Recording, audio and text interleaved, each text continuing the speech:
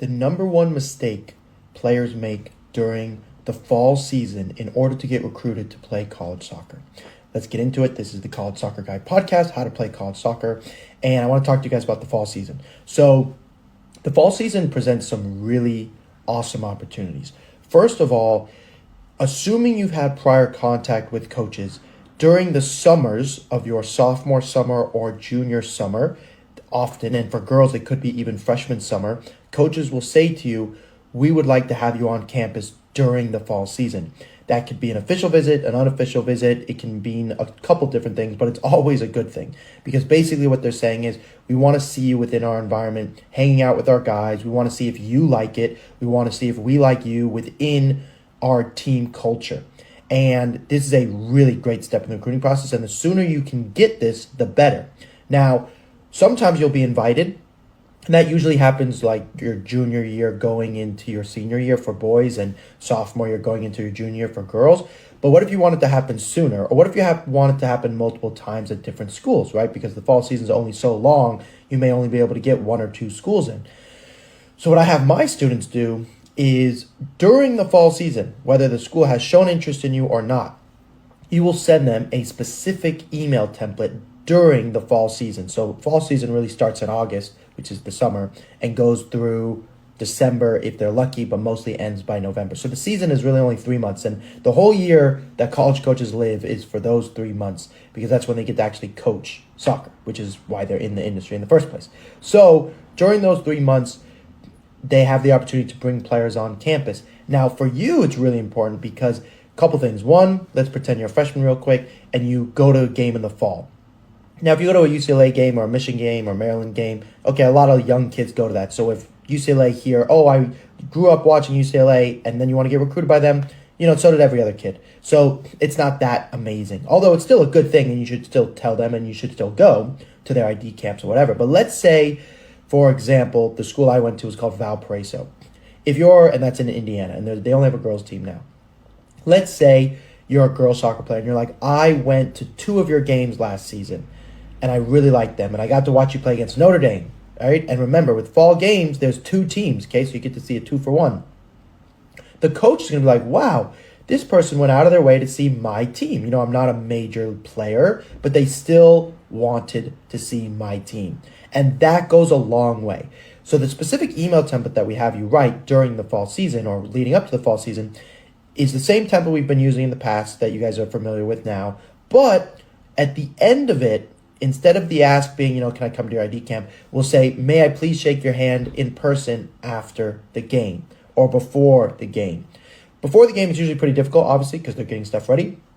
But sometimes the game days for college coaches are actually the easiest. It's kind of like for teachers when they hand out a test. Now they don't do anything. They just sit on their desk while the students take the test. Game days are pretty similar for college coaches. Look, they did all the work beforehand, set up training sessions, scouted the other team. Now it's time to play the game. So they really just have to set up for the warm-up. Now, I did have a student once who messaged them and was like, oh, I'd like to see you before the game. And the coach was like, absolutely, please do so. I'd love to see you before the game. And the player walked onto the field while he was setting up the warm-up, and that's kind of a big no-no. You kind of want to stay on the side, wave your hand, and wait for them to call you. So there is some etiquette to it. The coach was fine with it. The coach was like, hey, in the future, just wait because I'm working right now. But he was really happy to talk to the kid. And the kid it was Ryder that in this case, and the kid ended up being recruited by them because he'd went to their game and he had gone to a number of other games as well. Particularly special about that is there's another team that's also there, right? So you should email both of them, especially if you have interest in both of them, and say, can I meet you before and after the game? It's not really cheating, right? Because you're not married to either of them. And if both of them want to talk to you and they both see that if both coaches recognize you're talking to them, well, wow. Now, it depends what stage you're on the recruiting process. If you're really late and a team has made you an offer and you've basically told them you're going to commit and then you go meet with the other school, that's not nice and that's a bad idea. But if you're still at the beginning, say sophomore year, this is awesome. And you're like, well, coaches can't talk to you. Okay, coaches are human beings. They're allowed to have a conversation with you and say hello. Maybe they're not going to tell you they're going to recruit you, but they're allowed to talk to you. And you want that conversation, okay? That conversation is really helpful later. And I can say that even more confidently because just the other day, I have a student who was playing ECNL, changed to NAL. We talked about club soccer levels before. so I'm not going to get into it at this moment. Then, has since been invited to play MLS Next, but he went to a number of fall games. So in the emails leading up to his sophomore, junior years, we would say to the coach, hey, I got to watch you play here. I really enjoyed it. I've been to your game already. So that's kind of how we forced the issue. So that's, when I talk about the recruiting process, I think about my own journey. No one was recruiting me. It wasn't like a school called and was like, we'd love to see you at a fall game. I went to the fall game on my own, then emailed them with a follow-up and said, hey, I was at your fall game. I really enjoyed something very soccer specific. Like it could be, I really enjoyed the way your right back stayed high as opposed to tucking in, something I've not seen before. Or if you're assuming you're a right back or a striker, say something soccer specific, and the coach go, wow, this player really cares and really wants this. Now they still have to decide if they like you as a soccer player, but you've done your part, and that is really important. So don't forget about the fall season. It's actually a completely different thing. Most people think, the recruiting process pauses.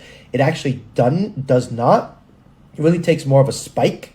So a spike meaning it goes straight up and straight down very quickly, where like after, say, December, it's kind of like a rolling hill, meaning it's like the recruiting process just continues and continues, like Dory just keeps on swimming. But during the fall, it actually takes a spike. So it's as if like a shark sees a ton of fish. That's kind of what the college coaches are. They're a shark and they're like, I need to recruit now. And then they recruit a bunch of people and then they rest for a while and then they deal with their season. They're like, I want to recruit. So during the fall season, it's actually a spike, and you want to be part of that spike. So that way they will notice you.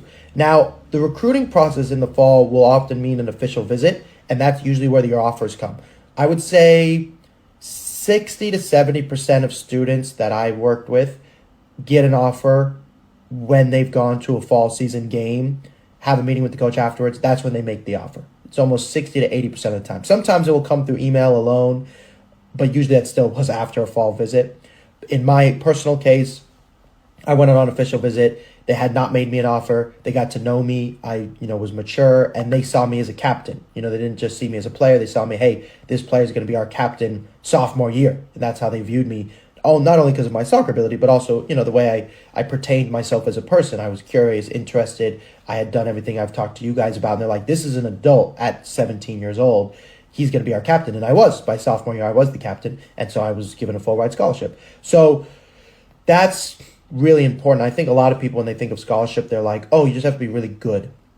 Sure, being good at soccer definitely is helpful. But college coaches are looking, they're very culture oriented. And the recruiting world or sports, college sports, is all stemmed from the military. That's kind of how all of this happens. So they want a captain, they want a general, they want a soldier. That culture. Now at the pro level, it doesn't really work like that.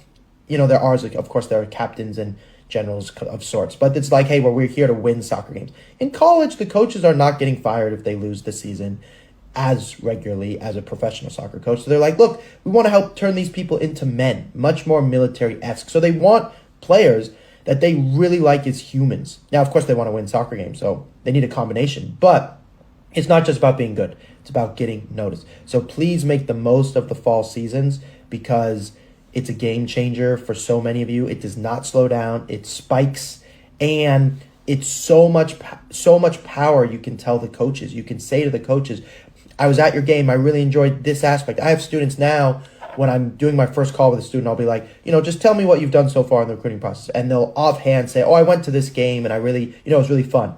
And they won't think about mentioning that in their emails. That's huge. Mention that in your emails and say, I went to your game when I was 5 years old, and it's been my dream to play at your school ever since. Assume, maybe the coach is still there, maybe it's a new coach, but for college coaches, that's who they want. Okay, now, you still have to do the other parts, have video, etc., but this is a very good step in the recruiting process. I would say those that don't take the fall season as a recruiting process are 20 to 30% less likely to play college soccer. It's too important of a time. Now, the same thing does apply for the spring season. The problem with the spring season is there's not as many games. They're not readily available, like they're not published the same. But actually, spring seasons can be better because of that, because if you can go to their spring games, they'll be much more likely to meet with you because they're basically just scrimmages. So it applies for the fall, but also applies for the spring. Official visits tend to happen more during the fall because it's just a lot more serious, and the coaches want to show you like how amazing they are during the fall season. If you guys want more help, please reach out, give me a call, links in the bio, and I look forward to talking to you soon.